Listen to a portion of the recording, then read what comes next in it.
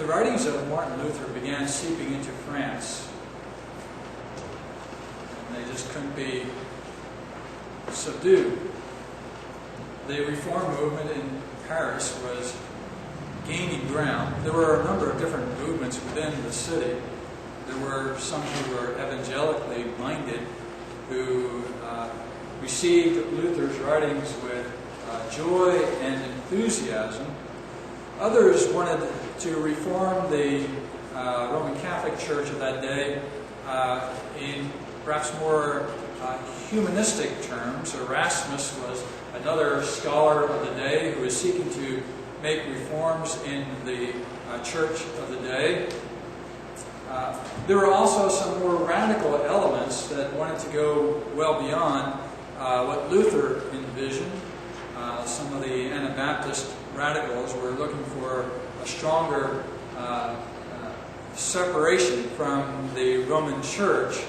There were also a number of libertines who similarly were not especially favorable of Luther, but they wanted to cleanse themselves, if you will, or relieve themselves from the Roman Church, perhaps for their own political gain. So there were a number of movements sweeping through France at this time. The French church there began to be concerned about this, and the persecution began to break out. Among those who were the refugees from Paris was a young scholar by the name of John Calvin. He fled Paris and with other refugees began to make his way up towards Geneva, Switzerland. As he entered the city with many other refugees, he was not intending to stay there, but another very fiery theologian, pastor by the name of Farel, rained down curses from heaven upon Calvin if he left the city of Geneva and went elsewhere. There was a strong need for Calvin's gifts there in Geneva. And so Calvin, being a very conscientious man, decided to stay in Geneva for a period of time to preach the gospel and establish a church there on a more solid footing. Geneva became a city of refugees. Thousands of French refugees flooded the city. And as they were coming into the city, Calvin would try to make an effort to bring them a measure of stability and peace while they stayed within the city. Eventually, Calvin himself would be asked to leave Geneva because of his preaching and the reforms that he wanted to bring about within the city. So he left and went to Strasbourg for a period of time, met with one of the reformers there by the name of Butzer, I believe it was Butzer, and was counseled and guided and in some ways matured under Butzer for a handful of years until finally he was asked to come back to Geneva. He comes back to Geneva, and what was rather interesting about Calvin was prior to his departure, he was preaching his way through the books of the Scripture.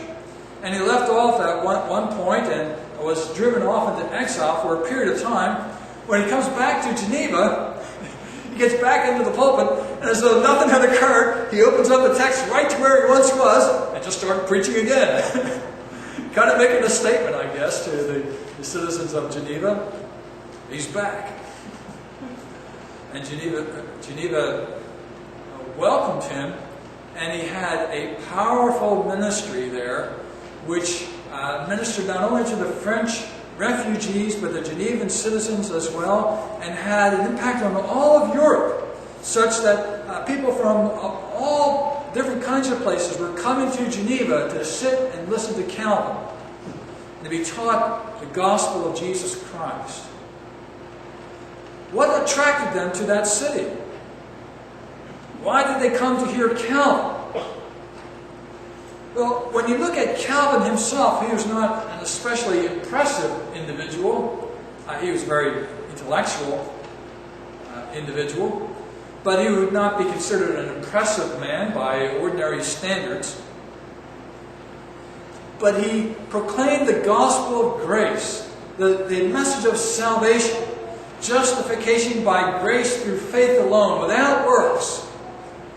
And this message of salvation rang throughout Geneva and off to the distant reaches of Europe. And people came to hear the message of the gospel.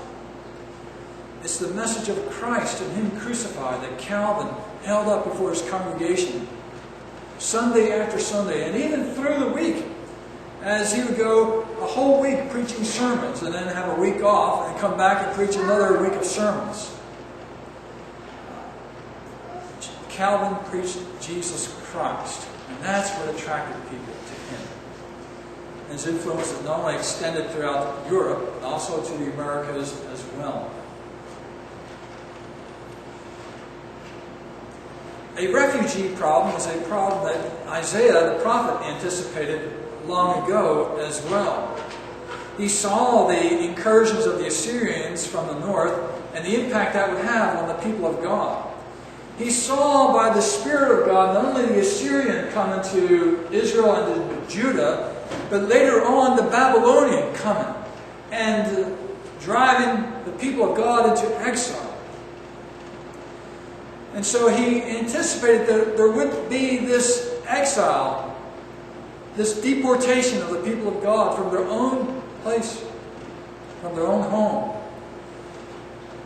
But Isaiah promised that there would come a time when the scattered people of God, the diaspora of the people of God, would in a future day be drawn back